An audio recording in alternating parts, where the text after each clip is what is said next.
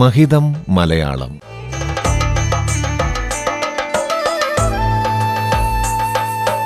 മലയാള ഭാഷയുടെ മഹിമകൾ കേട്ടറിയാൻ ഒരു സർഗയാത്ര.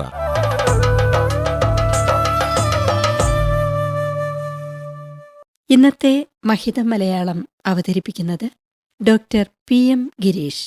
കാവ്യ മലയാളത്തിൻ്റെ ചമയവും ചമൽക്കാരവും.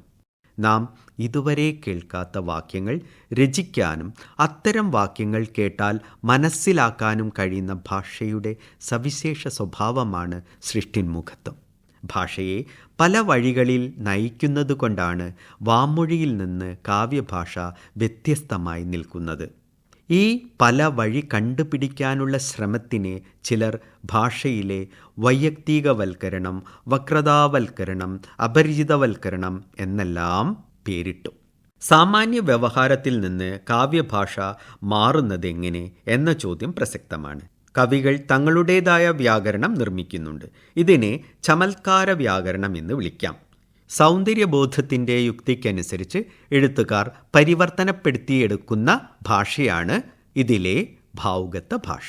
അതിനെയാണ് നാം ചമൽക്കാര വ്യാകരണം എന്ന് വിളിക്കുന്നത്. ഓളങ്ങളെ കാട്ടിൽ മേച്ച് നടക്കുന്ന കാളിന്തി എന്ന് വൈലോപ്പിള്ളി ജലസേചനം എന്ന കവിതയിൽ എഴുതുന്നുണ്ട്. ഇപ്രകാരമാണ് കവികൾ സാമാന്യ ഭാഷയിൽ നിന്ന് അകന്ന് കാവ്യഭാഷ സൃഷ്ടിക്കുന്നത്. ദൈവമേ കൈത്തൊഴാം കേൾക്കുമാറാകണം, ബോറനാമെന്നെ നീ കാക്കുമാറാകണം എന്ന് അയ്യപ്പ പണിക്കർ എഴുതുന്നത് മലയാളത്തിലെ ഒരു പ്രാർത്ഥനയുടെ പകർപ്പിനെ പകർത്തിയാണ്. വാക്കേ വാക്കേ കൂടവിടെ വളരുന്ന മാവിൻ്റെ കൊമ്പത്ത് എന്ന് മറ്റൊരു കവി എഴുതുന്നതാകട്ടെ കാക്കേ കാക്കേ കൂടവിടെ തെക്കേ മാവിൻ്റെ കൊമ്പത്ത് എന്ന ബാലകവിതയെ അനുകരിച്ചാണ്. സമാസത്തിലെ ഘടകപദങ്ങൾ കുഴമറിച്ചാലും കാവ്യഭാഷയാകുന്നു. ഉദാഹരണത്തിന് എഴുത്തച്ഛനായി മാറുന്നു, പിന്നെ അച്ഛൻ എഴുത്തായും. എഴുത്തച്ഛൻ എഴുതുമ്പോൾ എന്ന കവിതയിൽ സച്ചിദാനന്ദൻ. ഒരു പ്രത്യേക രീതിയിൽ കവിയുടെ മനസ്സിൽ രൂപം കൊള്ളുന്നതാണ് ഓരോ നിർമ്മിതിയും.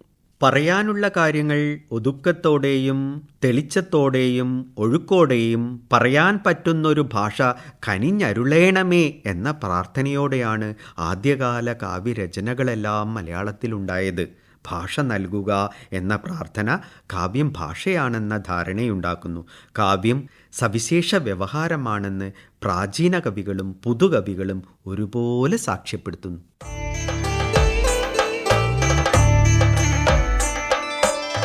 മഹിതം മലയാളം.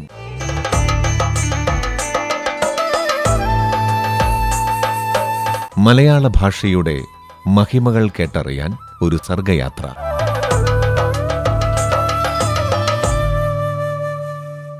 മഹിതം മലയാളം എല്ലാ ദിവസവും രാവിലെ 7 മണിക്കും രാത്രി 8:50-നും.